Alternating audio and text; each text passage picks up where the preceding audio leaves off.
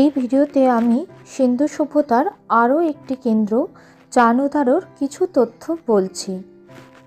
এটি পাকিস্তানের সিন্ধু প্রদেশের নবাবশাহ জেলাতে অবস্থিত। ননীগোপাল মজুমদার এই স্থান আবিষ্কার করেন। চানউদারো কথার অর্থ হল চানহুনের ঢিবি বা স্তূপ, মাউন্ট অফ চানহুন। এটি সিন্ধু নদীর তীরে অবস্থিত। এটি দুর্গবিহীন একমাত্র বড় হরপ্পান স্থান। এটি বাণিজ্য কেন্দ্রিক শহর ছিল। এটিকে প্রাচীন ভারতের ল্যাঙ্কাশায়ার বলা হয়। উল্লেখযোগ্য নিদর্শনগুলি হল কালির পাত্র, লিপস্টিক, গরুর গাড়ির টেরাকোটা মডেল, ব্রোঞ্জের খেলনা গাড়ি, খোলস অলঙ্কার প্রস্তুতকারক এবং পুঁতি প্রস্তুতকারকদের দোকান, একটি বিড়ালকে তাড়া করছে এমন একটি কুকুরের পায়ের ছাপ।